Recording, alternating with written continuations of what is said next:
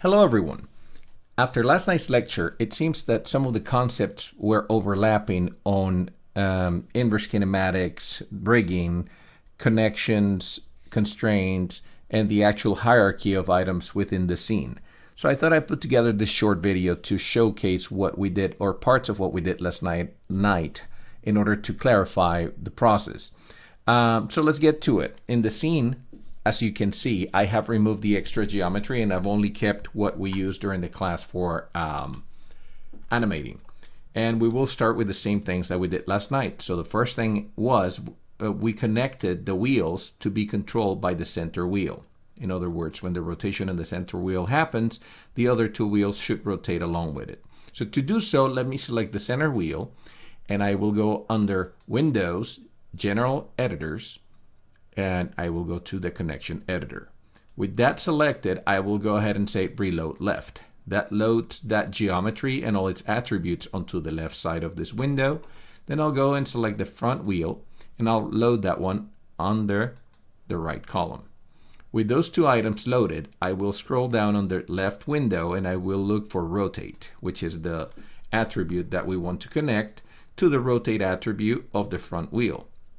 As you notice, the front wheels list got filtered, and only those items that I can connect to that particular attribute remain highlighted. For now, we will go down all the way to rotate and simply select it. You will notice that both of them are italicized, which indicates that they have been connected. And in fact, if I go back to my scene and switch my tool to the rotation tool and rotate my center wheel, you will notice that the other wheel rotates along with it. So I will do the same thing for the back wheel. I'll go ahead and select the back wheel. I will load that into my right column, and then I'll click rotate to connect it also to the center wheel. Now, when I rotate the center wheel, all three wheels will rotate. So that completes the portion of where we are connecting the three wheels to be controlled by the center wheel. The next step was to actually have the arm that connects both the center wheel and the pump to be connected so that when I rotate the wheel, that arm pushes the pump back and forward. So to do so, what we did in class is we isolated this arm in order to help us see things a little bit better because we had a lot of geometry. Let me go ahead and switch to my 4 view, and I will focus that arm by pressing the F key as I am rolling over these 3 viewports, and let me expand the top viewport. I think we have enough clarity right now. We don't have a lot of overlapping geometry so that I can work on this viewport right now. So without hiding or without isolating anything. If you would like to isolate, remember it is this little icon right here that allows you to isolate whatever you have selected. So we will isolate or not, depending on what you want. In my case, I want to maintain it as is for now. So I'll just work with this as is. And what I want to do now is I want to create a rig that connects both ends of this arm with a bone structure. So to do so, I will switch my menu from the modeling menu to the rigging menu. That gives me the skeleton, which is what I'm going to be working with. So I'll click on skeleton, and then I will create joints. I'm going to reset this settings under this tool. So always to reset, go into the tool itself, and then click on its options. And when the options open, reset tool, I'll close it, and I'm going to go back into the tool and click. Now you'll notice that my mouse has been turning to that crosshairs. And that's exactly what I want to see. Basically, this is my tool telling me click to lay out the joints. Now, I want to get as close to the center of this end of the arm, and this is the end of the arm that is connected to the center wheel. So keep that in mind because this makes our organization of the bone structure a lot easier to handle. So we will have the first joint right at the center of this, and then the second joint at the end of the arm. To do so, I'll click somewhere close to the center here. That's my first joint. Then I'll shift click up here to select my second position for my joint. Now, when I move from this view to this viewport, for example, to the side viewport, I notice that my bone structure has been created above the wheel setup. So I need to place that in its proper place, which is right along this particular arm. To do so, I need to hit return first or enter on the keyboard to make sure that I finish, that I complete my bone structure. And then what I'll do is I'll use my move tool to move this and place it where it needs to go. Let me zoom in. I'm gonna zoom in to place this, and I'm gonna use that pin, that geometry as my guide to place this joint. To do so, I'm gonna zoom in as much as possible, and I can actually snap if I want to. Right now, I would like to eyeball it just to move a little faster. Then I'll select the second joint, zoom into that joint. I can focus if I want to on it. Then I'll move that and place it around here using the same technique I just used, which is moving the by using the little geometry that I have in there to center it. So that's pretty close. Let me go ahead and zoom out, and I'll notice on my perspective viewport that it is actually right on target. So with that done, let me go ahead and then start working out the structure for this thing. I will go ahead and make that arm, this arm right here, which is wheel arm, this one, that wheel arm 1, LT side, a child of that joint. So what I'll do is I'll either select that and then select the parent, control select or command select.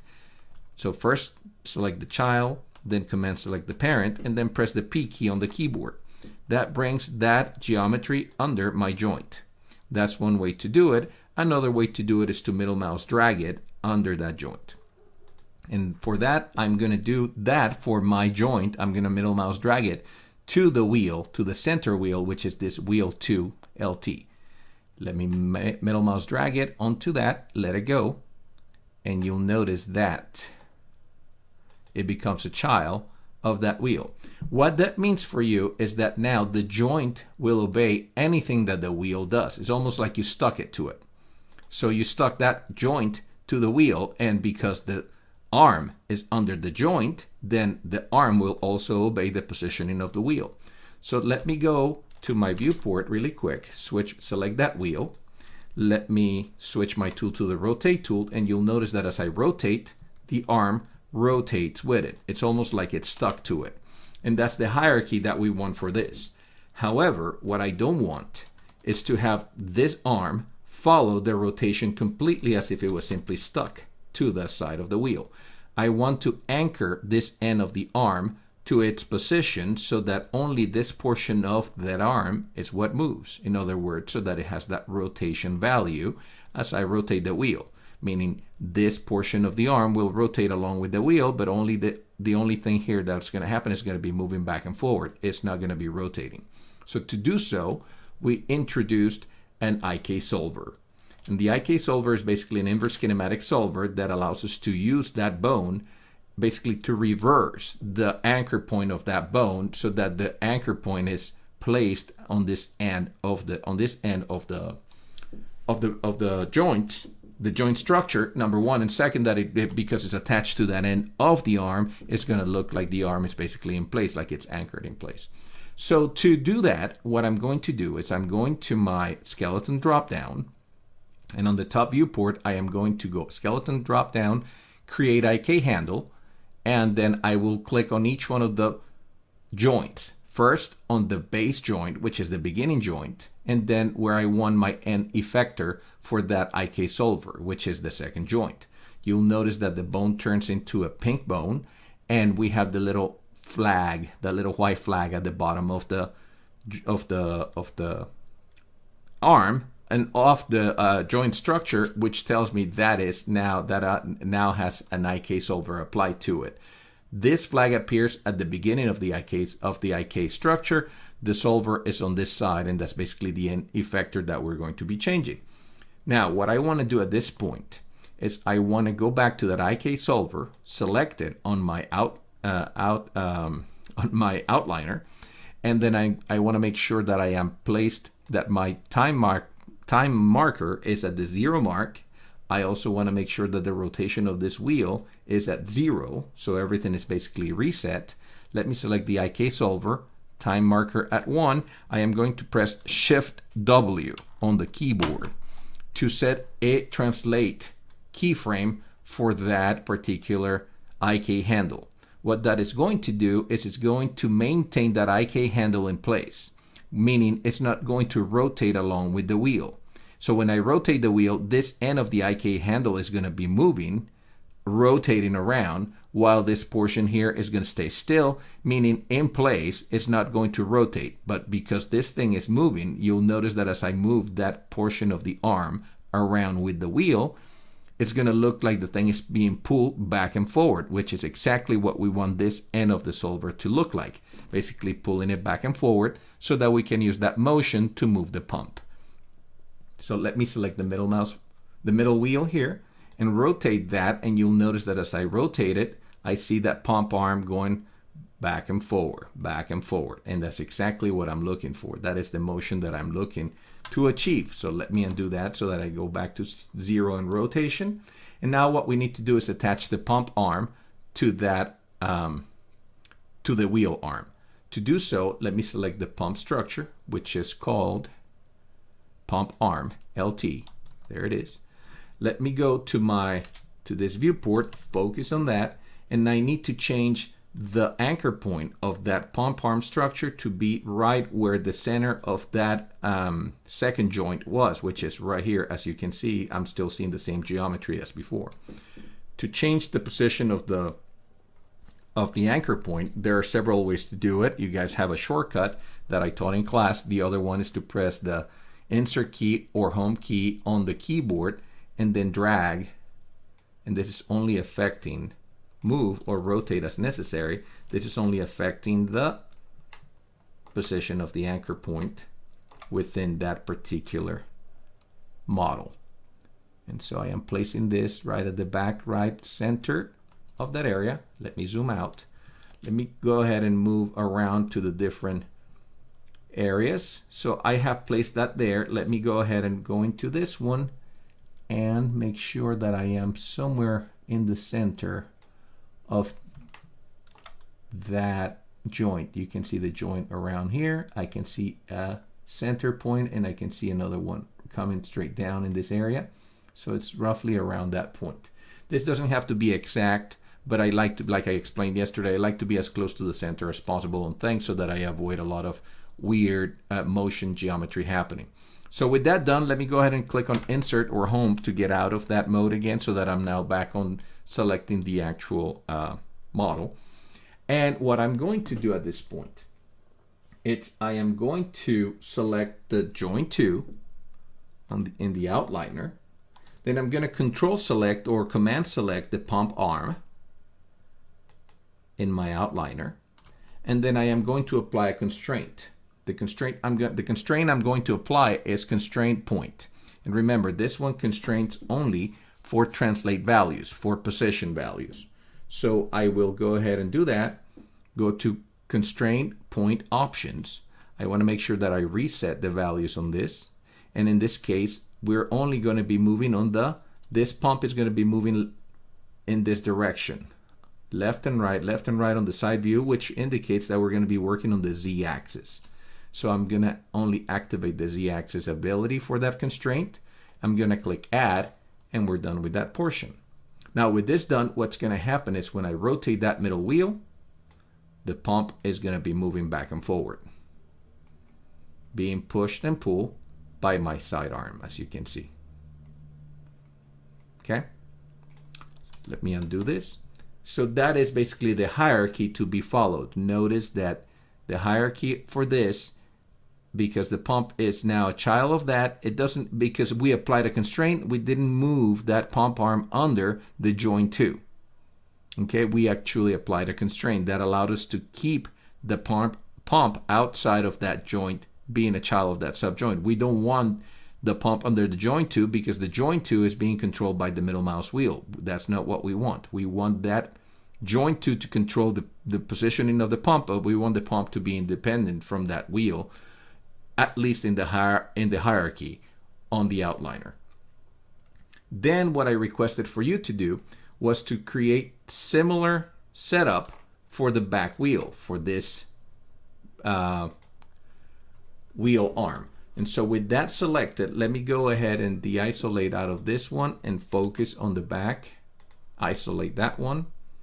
Let me focus on that one here. Isolate, and let me focus on this one. Isolate. And what I requested was that you created the same setup as for the front wheel in the back wheel. This is where everybody got a bit confused. Remember, the anchor point, let's call it that, the center of gravity of that wheel arm is the center wheel, which is this area here. So for this particular arm wheel, this would be where you start your bone structure, where your first joint is going to be. It will be your second joint for that structure, and the same thing for the inverse kinematic solution. For the solver, you're going to start here and you're going to end up on the back wheel, because that is where you're going to be applying the constraints. So with that said, let me zoom into this particular viewport and create a skeleton for this, create a joint. So I'll go ahead and create joint. And like I said, my first joint is going to be here, which is up here. And my second joint will be down here, which is down here. So I'll click and then shift click down here. And that is basically it for my bone structure. Let me hit return so that it recognizes that it's been done. And just like with the other one, it appears way up here. Let me bring that down, zoom into this viewport so that I can actually see what I'm doing. Let me bring it to roughly the center of that wheel arm, just somewhere around here. And then let me select that, focus on that point. By the way, I'm focusing by pressing the F key. So if I have something selected and I press the F key on the keyboard, it zooms into that particular item that I have selected. And so I'll place this somewhere around here. That done, what I'm going to do is I'm going to go back to my top viewport, and I'm now going to create the IK solver for this. So let me go under skeleton, create IK handle, click on the first joint, and then click where I want my IK solver to end, which is the second joint. Now you'll notice that the bone turns into a pink bone, and if I go to my other viewports, I can see that I have the little indicator saying that my IK solver has been set up. So with that done, what I'm going to do is I am going to utilize that information. I need to restructure this like I did on the previous arm, which is joint 3, which is that joint should be the parent of the arm, which is this arm. So that goes under joint 3. So I'll select the child first, then command select your or control select your joint 3, and then press the P key on the keyboard to bring it under its control, and then select the child again, which is joint 3, and the parent, which is your wheel 2. That is what controls everything, that wheel. So that joint 3, which is now the parent of the back arm, is now going to be a child of that middle wheel. So first select the child, joint 3, then control or command select your parent, which is wheel 2 in this case, and then press the P key. Now you'll notice that that joint got moved under wheel 2 and it's a child of that, just like joint 2, just like joint 1. So we have joint 1 and its substructure under, and joint 3 and its substructure under that. If I rotate that middle wheel, that arm should follow, and it does. But it does what the other one was doing before. It's basically like it's glued onto the side of the arm. So what we want to do is we want to create a constraint under the at the end of this arm, so that this portion of the arm is following the rotation of this wheel. So to do so, what we want to do something different than what we did in the front. In the front, we use a keyframe to maintain the IK solver in place, and that would allow us to move that wheel back and forward. I mean, just not rotate, but actually move that joint back and forward. In the back, because we're doing this in a slightly different way, we're going to parent we're going to apply a constraint of parent type. And for that, what we're going to do is first we're going to select the back wheel. So let's go ahead and select the back wheel, which is here, this wheel here. And then we're going to select the new IK handle, which is IK handle 2. So control select or command select that IK handle. And we're going to go under constraint parent. Now you'll notice when I do this, let me actually reset the settings for this. Edit, reset settings, and click add. You'll notice that I did not create different hierarchy. My hierarchy remained the same. Yet this is a child, the IK handle is being controlled by the position of the wheel. So it's almost like I made it a child of the wheel, but not necessarily so. It's only it's following. It's almost like I connected them. And that's the beauty of having constraints, that you don't have to have the actual hierarchy structure set up in order for something to follow what the parent is doing. Now, when I rotate this wheel, that back arm is following the rotation of the back wheel, and everything else falls in place. Let me undo this. Let me go back to this. Let me zoom out so that we can see the entire thing. And let me set up a couple of keyframes for rotation for that wheel. So I'll select the first frame, Shift E for that wheel. Let me go down to about 30. And I am going to make sure that I am in auto. I will be rotating about, say, 2 rotations in 30 frames. Let's say 360, just 1 rotation, and see what happens. Let me reduce the length of my viewport here, of my timeline, and let me see what this looks like. So as you can see, the animation is happening. The reason why it sort of slows down and starts, remember, is because when we are creating animation in Maya, the animation is not by default linear.